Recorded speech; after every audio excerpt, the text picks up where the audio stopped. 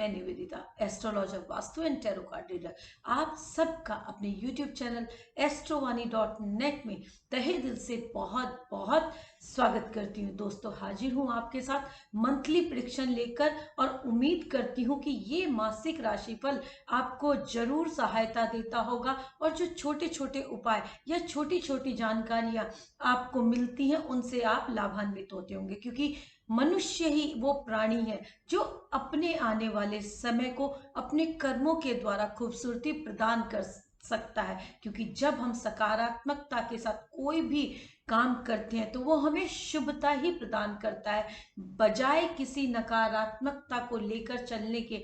हम यदि हर व्यवस्था को, हर सुविधा को, हर कर्म को एक सकारात्मक रूप देकर आगे बढ़ते हैं तो निश्चित तौर पर हमें शुभता मिलती है। और ये जो गोचर वश ग्रहों की स्थिति होती है, यदि हमें पता रहती है कि किस समय हमें थोड़ी सी सावधानी रखनी है, किस समय पर हम ऐसा काम करें कि हमारे लिए लाभ निर्मित हो, तो क्यों ना इस गोचर को जान के छोटे छोटे उपाय करके हम अपने इस समय को और खूबसूरती प्रदान करें। तो चलिए बात करते हैं इस माह में आने वाले जो फेस्टिवल्स हैं वो किस तरह कब कब आ रहे हैं और उनसे हम किस तरह से लाभ ले पाएंगे।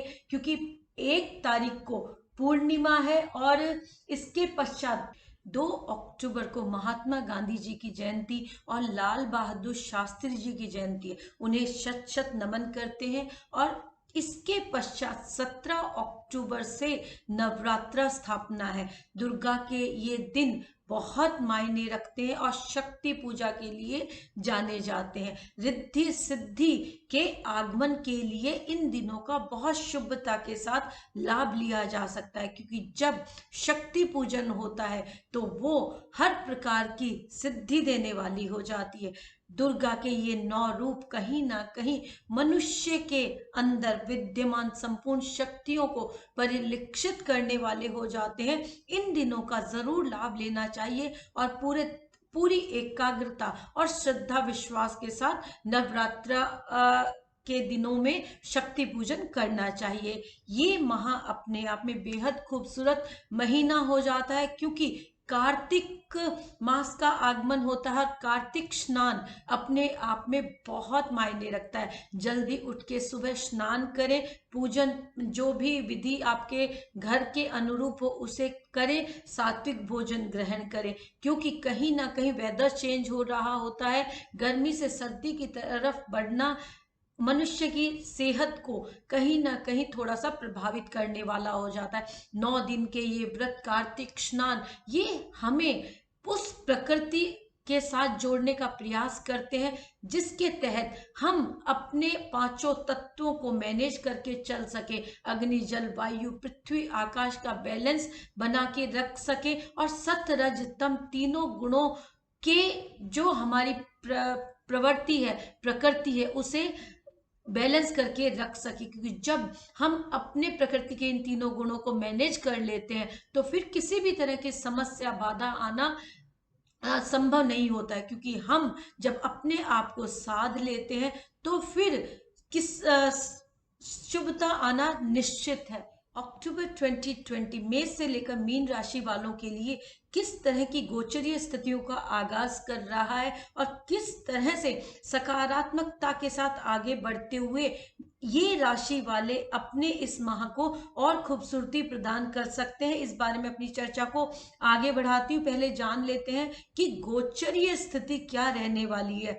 मंगल मेष में 4 अक्टूबर तक है, फिर मीन में वक्री गति से आएंगे और वहीं पर उनकी स्थिति निर्मित रहेगी 24 दिसंबर तक। इसके पश्चात राहु वृषभ में आ गए हैं 23 सितंबर को और केतु वृश्चिक में आ गए। कुछ मतों के अनुसार राहु मिथुन में उच्च के होते हैं और कुछ मतों के अनुसार वृषभ में उच्च के होते हैं। इट मीन्स कहीं ना कहीं वृषभ राशि राहु के लिए शुभता वाली राशि हो जाती है और इस राशि में आकर राहु अपने उच्च के समान फल देंगे।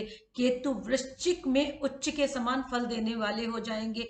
गुरु मार्गी हैं धनु में और ये अपना राशि परिवर्तन करेंगे माह के अंत में। शनि मार्गी हैं मकर में और शश महापुरुष राजयोग का निर्मित करते हुए विद्यमान है। शुक्र 28 सितंबर तक कर्क में ही विद्यमान है, तत्पश्चात सिंह राशि में विराजमान होंगे। बुध तुला राशि में विराजमान है। सूर्य नीचाभिलाषी है कन्या में और 17 अक्टूबर को तुला में प्रवेश करेंगे और अपनी नीच राशि में आने के पश्चात पूर्ण सप्तम दृष्टि लग्न पे डालेंगे। चंद्रमा मीन में विराजमान है और 2.25 दिन के पश्चात उनका राशि परिवर्तन हो जाता है। तो जैसे जैसे उनकी स्थिति निर्मित होगी उस तरह से वो हर राशि वाले के लिए अपना प्रभाव निर्मित करेंगे। सिंह लग्न और राशि वालों के लिए लग्ने सूर्य गोचरवश द्वितीय भाव यानी कि धन वाणी कुटुंब स्थान में विराजमान है और 17 अक्टूबर के पश्चात वो अपनी नीच राशि पराक्रम भाव तृतीय भाव में विराजमान होंगे। पराक्रम भाव में सूर्य को अतिकारक कहा जाता है, लेकिन नीच राशि है और पूर्ण सप्तम दृष्टि उच्च की भाग्य स्थान पे है। तो इस गोचर के दौरान सिंह राशि और लग्न वाले शाम दाम दंड भेद हर तरह का पराक्रम इस गोचर के दौरान करेंगे और अपने भाग्य में वृद्धि करने के लिए पूरी मेहनत करते हुए आगे बढ़ेंगे। इस गोचर के दौरान मंगल अपनी मूल त्रिकोण राशि में वक्री अवस्था में भाग्य स्थान पे विराजमान है और वक्री गति से चलते हुए 4 अक्टूबर को वो अपने मित्र गुरु की मीन राशि में विराजमान होंगे अष्टम भाव में और पूर्ण सप्तम दृष्टि वो सेकंड हाउस पे डालेंगे। तो इस गोचर के दौरान हो सकता है कि इनका व्यय थोड़ा सा ज्यादा हो, लेकिन वो व्यय हो सकता है कि इनकी हेल्थ पे किया गया हो। इस गोचर के दौरान इन्हें अपने हेल्थ का विशेष ध्यान रखना चाहिए, क्योंकि कहीं ना कहीं शनि की भी से भी संबंध बन रहा है। तो ये जो समय रहेगा वो सेहत के लिए अलार्मिंग है कि अगर ये अपनी सेहत को इस गोचर के दौरान मैनेज कर लेते हैं तो फिर अपने भाग्य में वृद्धि जरूर करेंगे, क्योंकि कहीं ना कहीं इनका खान पान, इनका कोई एडिक्शन, इनका रूटीन इनकी लिए हर्डल्स क्रिएट कर सकता है। इस गोचर के दौरान संतान अपनी शिक्षा में अच्छा प्रदर्शन करेगी, इनका भी बौद्धिक विकास इस गोचर के दौरान देखा जाएगा, इनकी इंट्यूशन, इनके लाभ निर्मित होंगे। इस गोचर के दौरान यदि उच्च शिक्षा के लिए ये जाना चाहते हैं तो ये गोचर इन्हें लाभ देगा। ये गोचर ओवरऑल इनके लाभ को निर्मित करेगा, क्योंकि गुरु अपनी मूल त्रिकोण राशि में मार्गी अवस्था से पूर्ण सप्तम दृष्टि लाभ स्थान को देख रहे हैं और लग्न को नवम दृष्टि से देख रहे हैं। तो कहीं ना कहीं इनके व्यक्तित्व में बहुत खूबसूरती देखने को मिलेगी, इनका व्यक्तित्व प्रखर होगा, इनकी भाषा में ओज उत्पन्न होगा। जो लोग राजनीति की फील्ड के साथ जुड़े हुए हैं या जुड़ना चाहते हैं उनके लिए भी ये समय कहीं ना कहीं शुभता प्रदान कर रहा है। अचानक से पद प्राप्ति के योग निर्मित हो रहे हैं। गवर्नमेंट के अंदर जो लोग स्थान चाहते हैं, जिन्होंने कंपटीशन दिया है या जिनके इंटरव्यूज हैं, उनको कहीं ना कहीं अचानक से सफलता मिलने के योग निर्मित होंगे इस गोचर के दौरान। इस गोचर के दौरान सिंह राशि वालों के लिए ओवरऑल शुभता भरा समय रहेगा। शुक्र द्वादश में विराजमान है और शुक्र का कहीं ना कहीं द्वादश में विराजमान होना भोग की प्रवृत्तियों में उन्नति कारक रहेगा।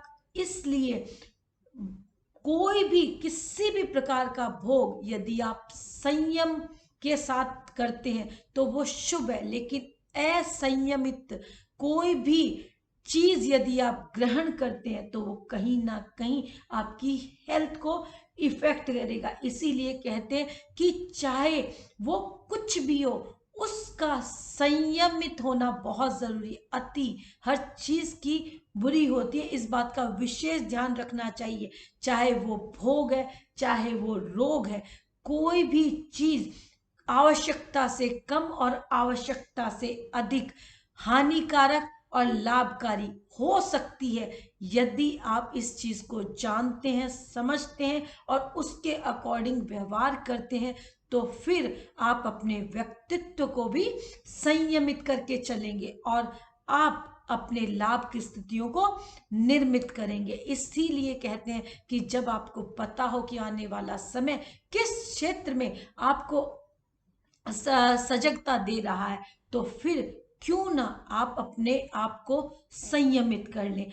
आप इस गोचर के दौरान अपने पेरेंट्स की हेल्थ का विशेष ध्यान रखें और यदि आप अपने माता पिता का आशीर्वाद अपनी जिंदगी में शामिल करते हैं, डेली बेसिस के ऊपर उनके चरण स्पर्श करते हैं, तो ये ब्लेसिंग्स आपके हर हर्डल्स को दूर करने वाली रहेगी, आपके कर्म क्षेत्र में उन्नति कारक रहेगी, लाभ की स्थितियों को निर्मित करेगी। ये गोचर आपके लिए काम काज की स्थितियों के लिए भी बेहद खूबसूरत रहने वाला है, क्योंकि कहीं ना कहीं धन या नीति सम्मत कार्य जो आप चाहते हैं अपने लिए, उसी प्रकार का औरों के लिए भी महसूस करते हैं, तो कहीं ना कहीं आपके धन आगमन के रास्ते निर्मित होंगे। इस गोचर के दौरान हो सकता है कि आप किसी यात्रा पर जाएं जो कि आपके लिए लाभप्रद हो। इस ओवरऑल ये गोचर आपके लिए लाभकारी रहेगा। बस आपको अपनी सेहत का विशेष ध्यान रखना चाहिए और गाड़ी वाहन बहुत देखभाल के चलाना चाहिए। छोटे बहन भाइयों के साथ किसी भी प्रकार के एग्रेशन की स्थितियां उत्पन्न ना हो, इस बात का विशेष ध्यान रखना चाहिए। ओम घृणी सूर्याय नमः का जप आपके भाग्य में बहुत ज्यादा वृद्धिकारक रहेगा। स्पेशली इस गोचर के दौरान यदि आप जल्दी उठते हैं, जल के लोटे में रोली डालकर आप सूर्य को अर्घ देते हैं, ओम घृणी सूर्याय नमः का जप करते हुए, तो फिर आप हर क्षेत्र पर अपने लिए लाभ की स्थितियों को निर्मित करेंगे। आपके व्यक्तित्व में प्रखरता आएगी, आपकी भाषा में ओज आएगा। आपको इस गोचर के दौरान किसी भी प्रकार के एडिक्शन से बचना चाहिए, चाहे वो अल्कोहल हो, चाहे वो स्मोक हो, चाहे वो किसी भी तरह का शीशा काइंड ऑफ चीजें हो जो आपको नुकसान पहुंचा सकती हैं। स्पेशली किसी भी तरह का थ्रोट इन्फेक्शन आपको इस गोचर के दौरान नहीं होने देना चाहिए, अन्यथा आप अपनी हेल्थ को इस गोचर के दौरान कॉन्फ्लिक्ट में ला सकते हैं। इसलिए इस गोचर को शुभता प्रदान करने के लिए जल्दी उठें और बड़ों का सम्मान करें। कन्या लग्न और राशि वालों के लिए लग्नेश बुध दशम स्थान के कर्म स्थान के स्वामी और लग्न के स्वामी होकर गोचर वश अपने मित्र शुक्र की तुला राशि सेकंड हाउस में विराजमान है, जो कि धन वाणी कुटुंब स्थान हो जाता है।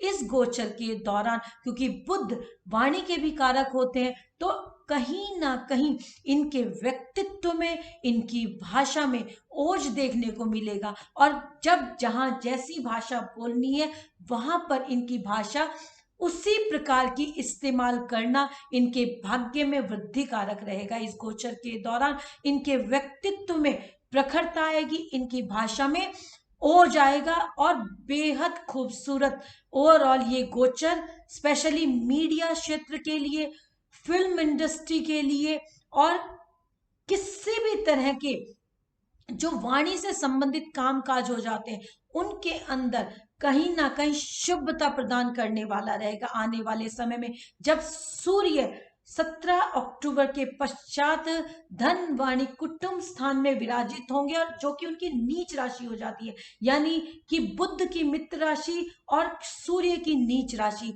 तो कहीं ना कहीं अगर ये इस समय पर अपनी भाषा को साध लेते हैं तो फिर ये बेहद मैनिपुलेटिव वे में बोलकर अपने भाग्य में वृद्धि कारक इस समय का इस्तेमाल कर सकते हैं, क्योंकि कहीं ना कहीं मंगल की भी पूर्ण सप्तम अष्टम दृष्टि धन वाणी कुटुंब स्थान पर होगी और शनि का भी संबंध बनेगा।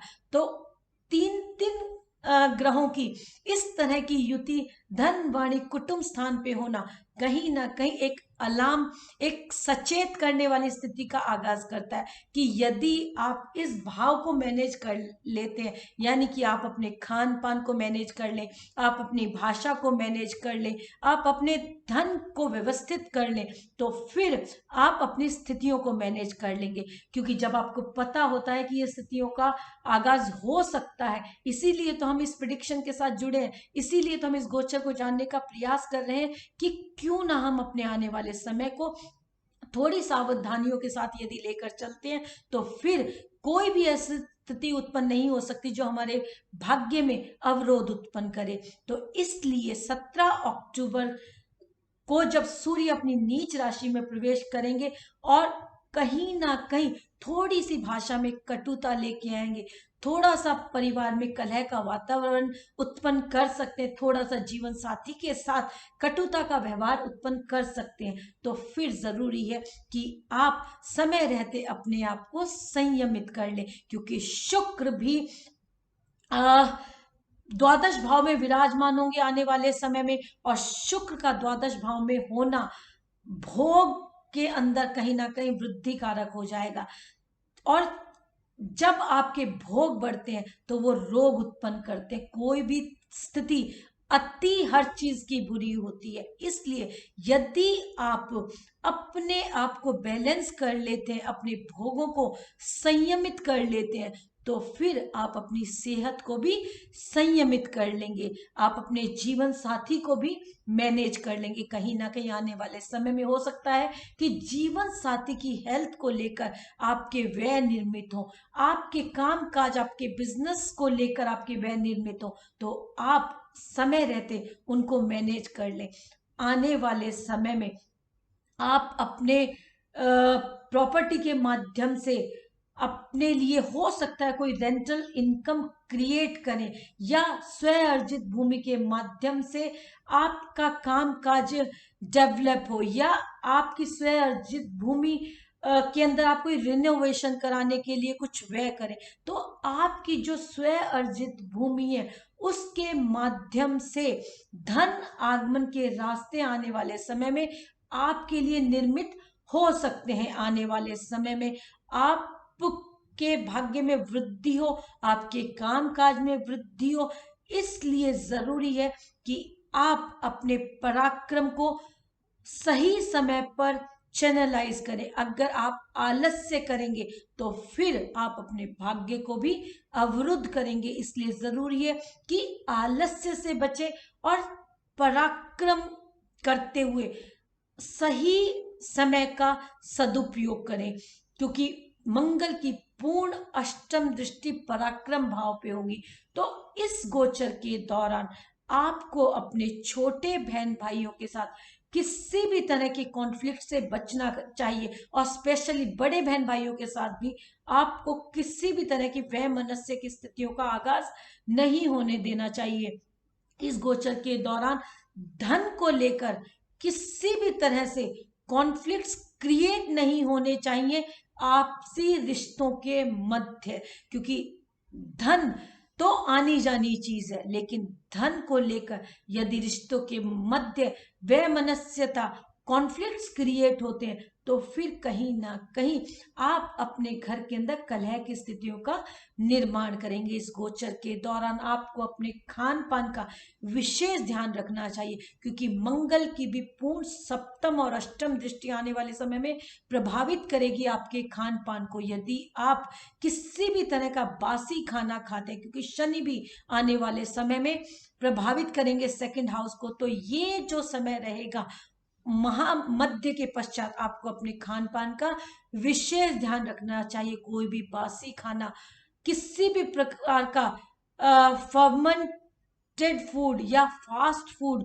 या कोई भी ऐसा खाना जो आपकी प्रकृति के अनुरूप नहीं है, नहीं लेना चाहिए, क्योंकि कहीं ना कहीं वो आपकी हेल्थ को प्रभावित कर सकता है। इसलिए जरूरी है कि आप इस गोचर के दौरान अपने खान पान को संयमित करके चलें। अगर आप अपने खान पान को संयमित कर लेते हैं तो फिर आप अपने हेल्थ को मैनेज कर लेंगे। ऐसा कोई भोजन आप ना करें जो एसिडिटी क्रिएट करने वाला हो, एंजाइटी क्रिएट करने वाला हो, किसी भी प्रकार का एल्कोहल, किसी भी प्रकार का स्मोक, किसी भी प्रकार का एडिक्शन आपको इस गोचर के दौरान हानि पहुंचा सकता है। इसलिए जितना आप अपने भोगों को संयमित कर लेंगे उतना आप अपने रोगों से अपना बचाव कर पाएंगे। इस गोचर के दौरान आपको ओम शुम शुक्राय नमः का जप शुक्रवार के दिन संध्या काल में जरूर करना चाहिए, और श्रीम मंत्र का जप नियमित संध्या काल में यदि आप करते हैं तो आप अपने घर में रिद्धि सिद्धि का आगाज करेंगे। इस गोचर के दौरान जो लोग एजुकेशन की फील्ड से जुड़े हुए हैं या जिनका मीडिया क्षेत्र के साथ काम काज है या किसी भी तरह की स्टेशनरी काइंड ऑफ फील्ड के साथ कनेक्शन है, वो लोग अपने व्यवसाय में इस गोचर के दौरान लाभ की स्थितियों को निर्मित करेंगे। इस गोचर के दौरान अपनी संतान की शिक्षा को लेकर हो सकता है आपको थोड़ी सी चिंता हो, लेकिन चिंता ना करके चिंतन करें, कम्युनिकेट करें अपने संतान के साथ। कोई भी स्थिति है उसके लिए बातचीत करें, काउंसलिंग करें। जो भी स्थितियां हैं उनको बैठकर सॉर्ट आउट करें, क्योंकि बात करने से बात हल होती है। बजाय तनाव क्रिएट करने के, संशय करने के, जरूरी है कि आप अपने संतान के साथ बातचीत के माध्यम से स्थितियों को सुलझा लें। इसी प्रकार आप अपने जीवन साथी पर भी किसी प्रकार का संशय ना करें, और बिना संशय के आप अपने रिश्तों के मध्य सामंजस्य बना के रखें। अपने बिजनेस पार्टनर्स के साथ भी आप अपने काम काज को बिना किसी संशय के लेकर आगे बढ़ें। कोई पेपर्स हैं उनको पढ़कर साइन करें, क्योंकि जितना आप स्पष्ट रहेंगे उतना आप संशय से बच पाएंगे। स्पष्ट होना ज्यादा सही होता है बजाय संशय करने के। एक बार जो भी स्थिति हो उसे स्पष्ट कर लें और उसके पश्चात आगे बढ़ें। ओवरऑल ये गोचर आपको सिर्फ और सिर्फ आपकी हेल्थ के लिए सजग करता है। यदि आप अपने भोगों को संयमित कर लेते हैं तो फिर आप अपने रोगों को भी कंट्रोल कर लेंगे। ओवरऑल ये गोचर आपके व्यक्तित्व के लिए, आपकी भाषा के लिए, आपके भाग्य के लिए वृद्धि कारक रहेगा। तुला लग्न और राशि वालों के लिए लग्न के और अष्टम के स्वामी बनते हैं शुक्र, जो कि गोचर वश एकादश भाव सिंह राशि में विराजमान, और एकादश भाव लाभ का हो जाता है। और यहाँ पे विराजित हर ग्रह बेहद खूबसूरत लाभ प्रदान करने के लिए जाना जाता है। पूर्ण सप्तम दृष्टि से शुक्र संतान भाव को, शिक्षा स्थान को, आपसी रिश्तों के मध्य सामंजस्य के स्थान को देखने लग रहे हैं, तो इनके अंदर कहीं ना कहीं शुभता प्रदान करेंगे, लाभ की स्थितियों का निर्माण करेंगे। जो लोग संतान की चाह रखते हैं या चाहते हैं उनके घर में शुभता प्रदान करने वाला ये समय रहेगा। आने वाले समय में जब सूर्य इनकी राशि पर ही गोचर करेंगे, हालांकि सूर्य की तुला राशि नीच राशि हो जाती है, लेकिन पूर्ण उच्च दृष्टि वो जीवन साथी के भाव पर डालेंगे। मंगल वहां पर मूल त्रिकोण राशि में विराजमान है, रोचक महापुरुष राजयोग का निर्माण करते हुए, और वक्री अवस्था में वो अपने मित्र गुरु की राशि की तरफ अग्रसित होंगे 4 अक्टूबर तक, 4 अक्टूबर को। तो ये जो समय रहेगा कहीं ना कहीं इनके जीवन साथी से लाभ की स्थितियों को निर्मित करेगा। आने वाले समय में इनके रोगों से मुक्ति कारक ये समय रहेगा। इनको यदि कोई ऋण की स्थितियां चाहिए उनके अंदर भी लाभ मिलेगा, या ऋण से मुक्ति चाहिए, उसके लिए ऋण चाहिए, तो भी वो समय इनके लिए शुभता प्रदान करने वाला रहेगा। आने वाले समय में जीवन साथी के माध्यम से, ससुराल पक्ष के माध्यम से, या दादा दादी के माध्यम से भी धन आगमन के रास्ते तुला लग्न और राशि वालों के लिए निर्मित होंगे। ये समय अचानक से धन प्राप्ति के लिए इनके लिए जाना जाएगा। इस गोचर के दौरान यदि ये कोई स्व अर्जित भूमि का निर्माण करना चाहते हैं, बनाना चाहते हैं, तो शुभता प्रदान करने वाला ये समय रहेगा। छोटे बहन भाइयों के प्रति इनका व्यवहार बहुत कॉर्डियल रहेगा। आने वाले समय में इनको अपने भोगों पर बहुत कंट्रोल करके रखना चाहिए, क्योंकि शौकीन मिजाज होते हैं। तुला लग्न से प्रभावित होने की वजह से, राशि से प्रभावित होने की वजह से अच्छा खाना, अच्छा पहनना, हर चीज ब्रांडेड इस्तेमाल करना कहीं ना कहीं इनके व्यक्तित्व में इस चीज का आगाज बढ़ोतरी करने वाला होता है। तो इस इच्छा को यदि ये मैनेज कर लेते हैं तो फिर ये हर स्थिति को मैनेज कर लेंगे। आने वाले समय में इनके भाग्य में वृद्धि कारक ये समय रहेगा, क्योंकि गुरु की पूर्ण सप्तम दृष्टि इनके भाग्य स्थान पे, गुरु पराक्रम भाव में मार्गी हुए हैं, अपनी मूल त्रिकोण राशि से पूर्ण सप्तम दृष्टि से भाग्य भाव को देख रहे हैं, और भाग्य भाव का स्वामी द्वादश में उच्च का विराजमान है। तो कहीं ना कहीं जो व्यवसाय के अंदर या जीवन साथी के माध्यम से या किसी भी प्रकार से दादा दादी के माध्यम से जो धन आगमन की स्थितियां या काम काज में बढ़ोतरी या विदेशों के माध्यम से धन आगमन के रास्ते होने हैं, वो कहीं ना कहीं शुभता प्रदान करने वाले होंगे।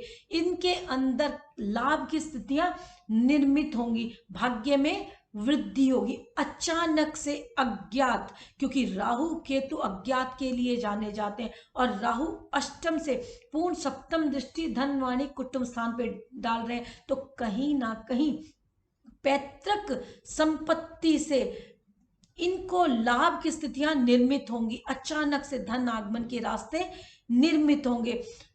कर्म क्षेत्र में भी सुंदरता की स्थितियों का आगाज हो रहा है। अगर ये आलस्य से बचते हैं, पूर्ण पराक्रम करते हुए आगे बढ़ते हैं, तो इनके लिए बहुत सुंदर कर्म क्षेत्र की स्थितियों का आगाज हो रहा है, बशर्ते कि ये वहां पर अपने को दिए गए हर कार्य को टाइमलाइन के अकॉर्डिंग पूर्ण करें। क्योंकि जब आपके टारगेट टाइमली फुलफिल हो जाते हैं तो फिर आपके लाभ भी निर्मित होते हैं, आपके इंसेंटिव भी क्रिएट होते हैं। तो इस बात का आपको ध्यान होना चाहिए कि जो काम आपको दिया गया है वो समय पे पूर्ण हो, ताकि आपका लाभ निर्मित हो सके।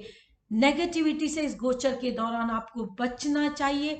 घर के अंदर यदि आप किसी भी तरह का भय या भ्रम की स्थितियों का अनुभव कर रहे हैं, तो फिर शनिवार के दिन सी सॉल्ट से आपको अपने घर की क्लिंजिंग करनी चाहिए, और ओम गंग गणपते नमः का जप आपकी बुद्धि को सात्विक रखते हुए आपके भाग्य में उन्नति कारक आपके लिए रहेगा। आने वाले समय में हो सकता है कि आपकी नींद डिस्टर्ब हो, क्योंकि कहीं ना कहीं राहु की का दृष्टि प्रभाव द्वादश के साथ होने की वजह से ये आपकी नींद को डिस्टर्ब कर सकता है। लेकिन आप अपने अंदर किसी भी तरह की नकारात्मकता, भय या भ्रम की स्थितियों का आगाज नहीं होने दें। अंधविश्वास से इस गोचर के दौरान आप जरूर बचें। किसी भी प्रकार का अंधविश्वास यदि आप अपने घर के अंदर क्रिएट करते हैं तो वो कहीं ना कहीं आपको नेगेटिविटी प्रदान करेगा। इसलिए जरूरी है कि आप पॉजिटिव होके आगे बढ़ें, अपनी मेहनत पर पूर्ण विश्वास रखते हुए अपने भाग्य में उन्नति करें, अपने काम को सकारात्मकता के साथ हैंडल करें, नकारात्मकता से बचें। क्योंकि कहीं ना कहीं हो सकता है इस गोचर के दौरान आपको ऐसा महसूस हो कि जब आप जो काम करते हैं वो उस समय पे पूर्ण नहीं हो रहा है, उसके अंदर डिलेज हो रहे हैं, तो वो कहीं ना कहीं आपके अंदर थोड़ी सी नेगेटिविटी क्रिएट कर सकता है। इसलिए पॉजिटिव होके यदि आप चलते हैं तो फिर आप अपने हर क्षेत्र के रिजल्ट से लाभ ले सकते हैं। इस गोचर के दौरान आपके व्यक्तित्व में अहंकार और क्रोध की वृद्धि हो सकती है, क्योंकि कहीं ना कहीं मंगल का प्रभाव व्यक्तित्व से बन रहा है, जो कि आपकी भाषा के अंदर कटुता दे सकता है। क्योंकि अष्टम दृष्टि धनवाणी कुटुंब स्थान पे केतु ऑलरेडी विराजमान है वहां पे, और शनि का भी प्रभाव आ रहा है, तो भाषा में कटुता नहीं आनी चाहिए। अगर आप पब्लिक प्लेटफॉर्म के साथ जुड़े हुए हैं, अगर आप किसी भी तरह के राजनीति की फील्ड के साथ जुड़े हुए हैं, यदि आप जनता के साथ किसी भी तरह की अभद्र भाषा का इस्तेमाल करते हैं, तो फिर कहीं ना कहीं आपको सोचना चाहिए कि कहीं वो आपके लिए कॉन्फ्लिक्ट्स क्रिएट ना कर दे।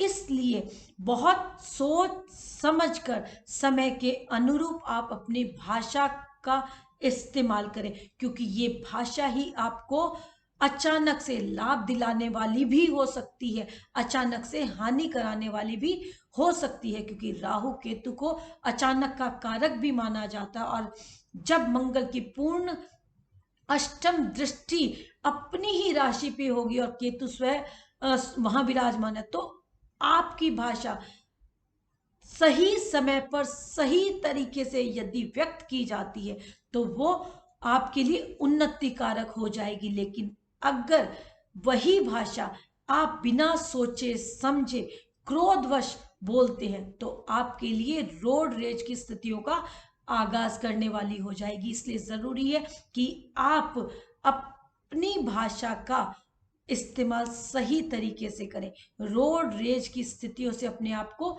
बचाकर चले, गाड़ी वाहन बहुत साध कर चलाए, कहीं ना कहीं वो आपके लिए कॉन्फ्लिक्ट्स क्रिएट ना करें। ओवरऑल ये गोचर आपको शुभता प्रदान करे। डराने की बजाय यदि आप सजग हो जाते हैं इस गोचर को जानकर, क्योंकि ये गोचर आपको शुभता प्रदान कर रहा है, जब आपको पता है कि ये शुभ समय है, तो फिर सिर्फ और सिर्फ आप अपनी भाषा को साध लें, आप अपने खान पान को साध लें, क्योंकि जब आप अपने भोगों को साध लेते हैं तो फिर आप अपनी हर स्थिति को मैनेज कर लेते हैं, फिर आपको कोई रोग परेशान नहीं करेगा, फिर कोई भोग आपको दुखी नहीं करेगा, फिर आपके व्यक्तित्व के साथ हर चीज का समायोजन बहुत प्रॉपर तरीके से होगा और आपके भाग्य में वृद्धि कारक ये समय रहेगा। इसलिए इस समय का लाभ लें और उन्नति करें। ओम गंगणपते नमः का जप लगातार करें, क्योंकि ये मंत्र आपके भाग्य में वृद्धि करेगा। और ओम सोम सोमाय नमः का जप और शिवलिंग पे जलाभिषेक आपके कर्म क्षेत्रों के अंदर आपको उन्नति प्रदान करेगा।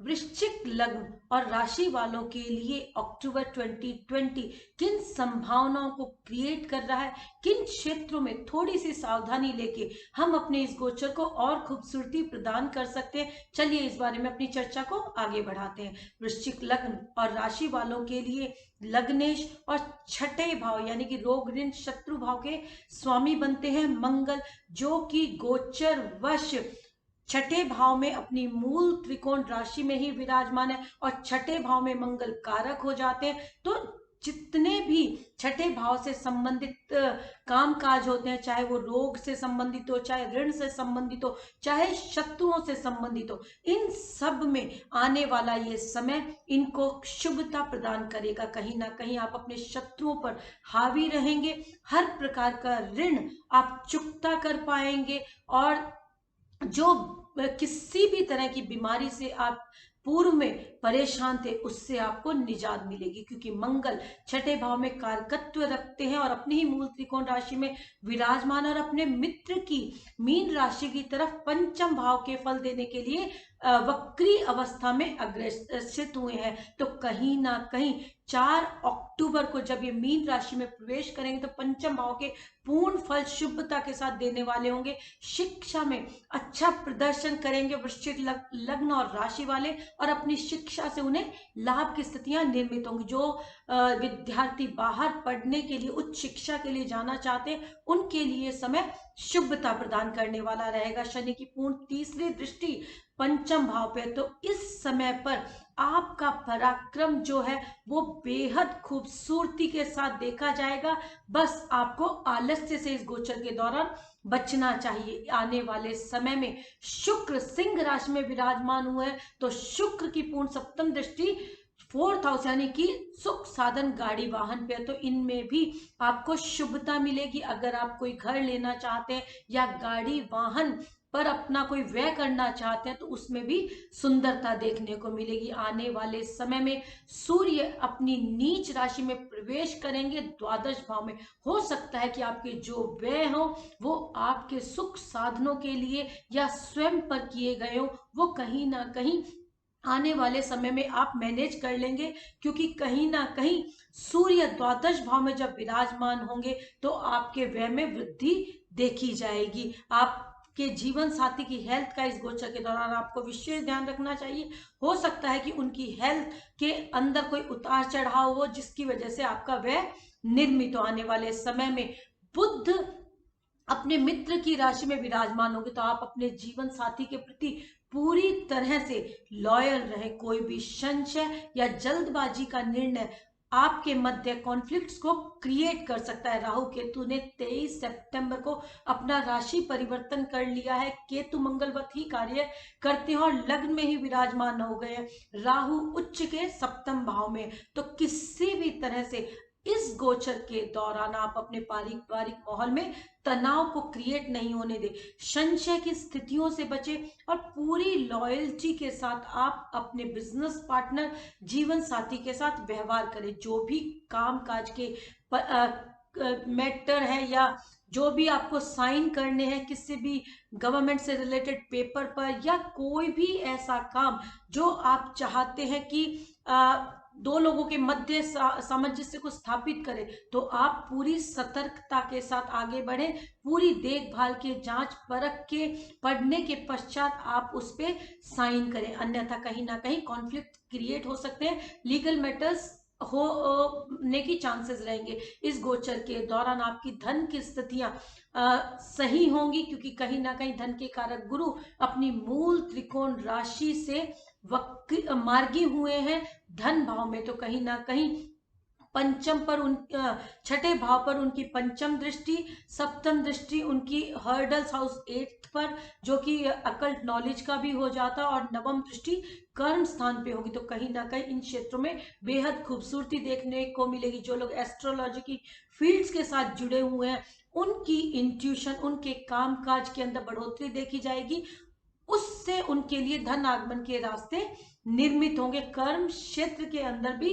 खूबसूरती देखने को मिलेगी। इस गोचर के दौरान जो लोग राजनीतिक पदों पर विराजमान हैं या गवर्नमेंट के अंदर जिनका कामकाज है, उनके लिए थोड़ी सी सावधानी रखने की आवश्यकता होगी, क्योंकि कहीं ना कहीं बहुत सारी स्थितियां इस तरह की उजागर हो सकती हैं जो वो खुद भी नहीं जानते हैं। इस गोचर के दौरान मीडिया, फिल्म इंडस्ट्री से जुड़े हुए लोगों के कामकाज में बढ़ोतरी होने के चांसेस रहेंगे, लेकिन बहुत कुछ ऐसा अनप्रिडिक्टेबल सामने आ सकता है जिसकी की उम्मीद नहीं की जा सकती, क्योंकि राहु केतु लग्न और सप्तम में बैठकर पूर्ण दृष्टि प्रभाव से कुछ ऐसी स्थितियों का आगमन कर देंगे जिनकी आपने अपेक्षा या उम्मीद भी नहीं की है। तो इसलिए जितना स्थितियां स्पष्ट रहती हैं उतना आप सुंदरता के साथ आगे बढ़ पाएंगे। आपके व्यक्तित्व में ओज देखा जाएगा, आपकी भाषा में भी ओज और तेज और क्रोध तीनों का ही समावेश होगा। अगर आप अपनी भाषा को संयमित कर लेते हैं और समय के अनुकूल, बहुत ठहराव के साथ, और जहां जैसी भाषा की आवश्यकता है उस तरह की इस्तेमाल करते हैं, तो आने वाले समय में आप अपने हर फ्रंट पे अपने लिए शुभता को निर्मित करेंगे। ओवरऑल ये गोचर आपके लिए शुभता प्रदान कर रहा है, इसलिए इस गोचर का आपको लाभ लेना चाहिए। प्रेम संबंधों के अंदर भी आप इस गोचर के दौरान आपसी बातचीत के माध्यम से अपने पार्टनर के साथ सुंदरता क्रिएट करेंगे। और इस गोचर के दौरान यदि कोई परेशानी आपको महसूस होती है तो फिर आप अपने बड़ों की राय के साथ, अपने जीवन साथी की राय के साथ उसको सॉर्ट आउट कर ले। विद्यार्थियों के लिए समय अनुकूल है और लाभ की स्थितियों को निर्मित कर रहा है।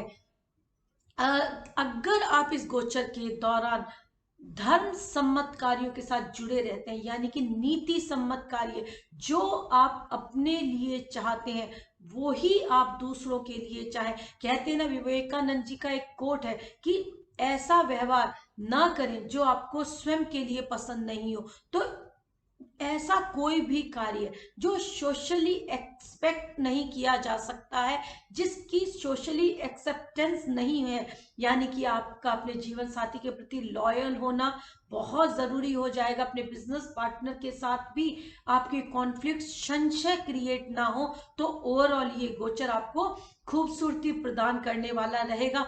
ओम ब्रह्म बृहस्पते नमः का जप इस गोचर के दौरान आपकी हर परेशानी को दूर करने वाला रहेगा। और शनिवार के दिन संध्या काल में यदि आप सुंदरकांड का पाठ करते हैं और नियमित संध्या काल में हनुमान चालीसा का पाठ करते हैं तो कहीं ना कहीं आपके व्यक्तित्व में बहुत ज्यादा प्रखरता, बहुत ज्यादा पॉजिटिविटी देखने को मिलेगी। आपके व्यय भी नियोजित ढंग से होंगे। आपकी हर समस्या का समाधान आपको मिलेगा, क्योंकि कहीं ना कहीं इस गोचर के दौरान आपकी इंट्यूशन काफी प्रभावी रहने वाली है। आप किसी भी तरह के अंधविश्वास को इस गोचर के दौरान अपने घर में आगमन नहीं होने दे। हो सकता है थोड़ी सी नींद की डिस्टरबेंस इस गोचर के दौरान आपको महसूस हो, तो सोने से पहले आप अपने हाथ पैरों को गुनगुने पानी से धोकर सोएं, तो उससे कहीं ना कहीं आपकी नींद साउंड होगी और सुखद अनुभूतियां आपको इस गोचर के दौरान जरूर मिलेगी। ओवरऑल ये गोचर आपको बहुत ज्यादा शुभता प्रदान कर रहा है, इसका लाभ लें।